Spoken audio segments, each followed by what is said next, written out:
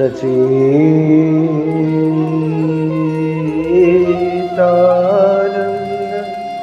रूपाय विश्वनाथपतये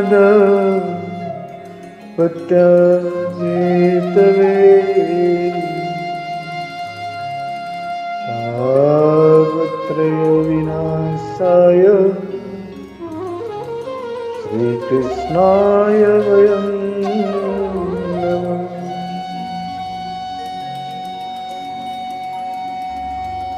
समस्त सज्जन আজি आमे पांडव मानकर महाप्रस्थान विषय आलोचना करिबा।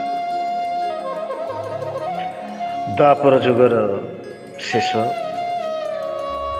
कली जुगर अय आरंभ। महाभारत युद्ध सरी जाइछि, सारा पृथ्वी रे धर्मर जय होइछि। हस्तिनापुर सिंहासन रे धर्मराज बसिचन्ते। भगवान श्रीकृष्णଙ୍କର अवतार अनेक कारण मध्यरु गोटे कारण थिला धर्म प्रतिष्ठा करिबा। आज ए धर्म प्रतिष्ठा हो जाइछि। सिंहासन रे धर्मराज बसिचन्ते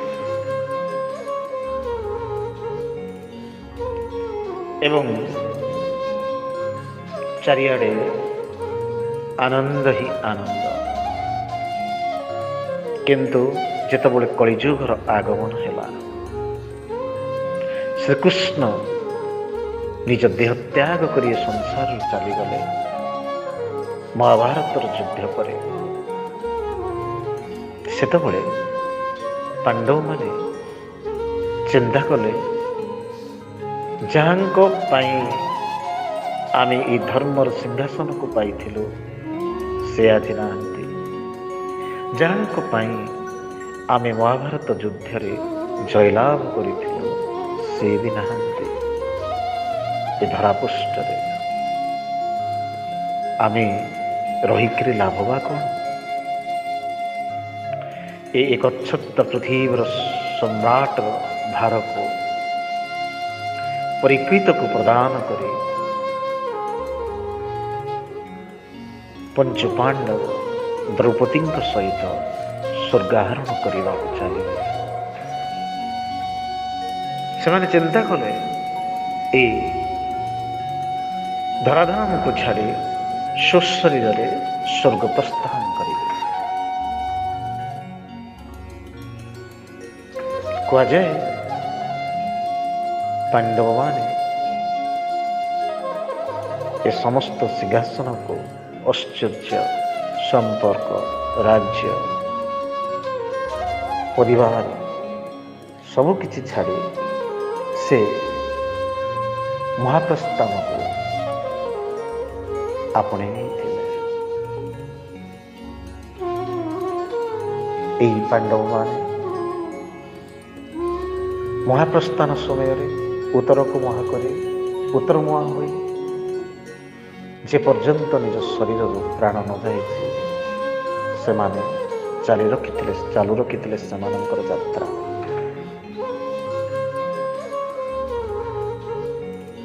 कह जाए ए पंच पांडव मानक सहित द्रौपदी मध्य जाइथिले। ए महाप्रस्थान समय ए महाप्रस्थान रे गला बेले प्रथमे द्रौपदी निज शरीर छाड़ी। कह जाए द्रौपदी ये पंचपत्नी पंच स्वामीर से पत्नी थिले।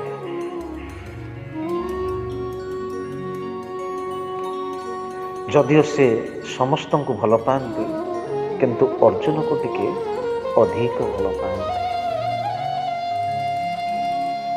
से आउ स्वशरीर रे स्वर्ग जाई पारि नथिले।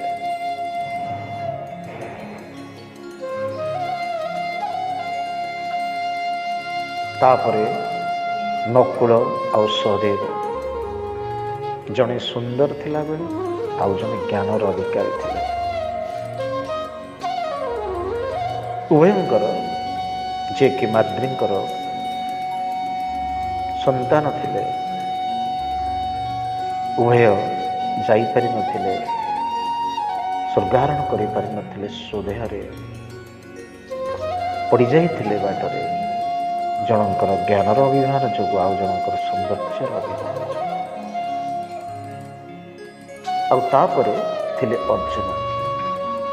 କୁହାଯାଏ ମହାଭାରତରେ ଯଦି ଶ୍ରେଷ୍ଠ ଧନୁଧାରୀ କିଏ ଥାନ୍ତି ସେ ଥିଲେ ଅର୍ଜୁନ। ତାଙ୍କର ଶ୍ରେଷ୍ଠ ଧନୁଧାରୀ ବୋଲି ତାଙ୍କର ମନରେ ଟିକେ ଗର୍ବ ଥିଲା, ଯେଉଁଥିପାଇଁ ସେ ସୁଶରୀରରେ ସ୍ୱର୍ଗ ଯାଇପାରିନଥିଲେ। ଆଉ ତାପରେ ଦ୍ୱିତୀୟ ପାଣ୍ଡବ ଭୀମଙ୍କର ପାଳି ଥିଲା। ଭୀମ ମଧ୍ୟ ନିଜର ବଳର ଅଭିମାନ ଥିବା ସହିତ ସେ ମଧ୍ୟ ଖାଇବା ପ୍ରତି ତାଙ୍କର ଦୁର୍ବଳତା ରହିଥିଲା। ସେ ମଧ୍ୟ ସୁଶରୀରରେ ସ୍ୱର୍ଗ ଯାଇପାରିନଥିଲେ। ଏକମାତ୍ର ଏହି ପଞ୍ଚପାଣ୍ଡବଙ୍କ ମଧ୍ୟରୁ ଯୁଧିଷ୍ଠିର ହିଁ କେବଳ ସୁଶରୀରରେ ସ୍ୱର୍ଗ ଯାଇଥିଲେ। ସେ ଥିଲେ ଧର୍ମରାଜ।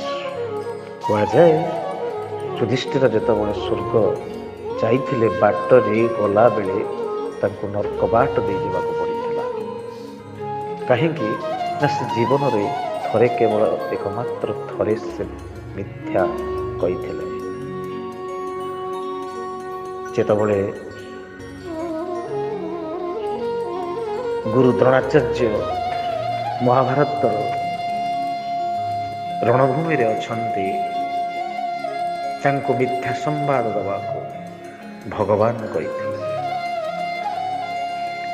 କହିଥିଲେ, ତୁମେ କୁହ ଅଶ୍ୱତ୍ଥାମା ହତ। ଇଏ ଯଦି ସେତିକି କହିଥାନ୍ତେ ନାଇଁ ଅଶ୍ୱତ୍ଥାମା ହତ, ତାହେଲେ ତାଙ୍କର ମିଥ୍ୟା ଦୋଷ ତାଙ୍କୁ ଲାଗିନଥାନ୍ତା।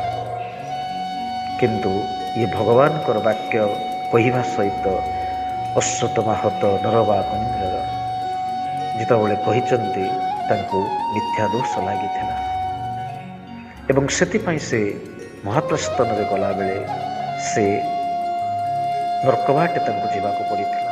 କିନ୍ତୁ ତଥାପି ସ୍ୱଶରୀରରେ ସେ ହିଁ ଏକମାତ୍ର ମହାପ୍ରସ୍ଥାନ କରିଥିଲେ।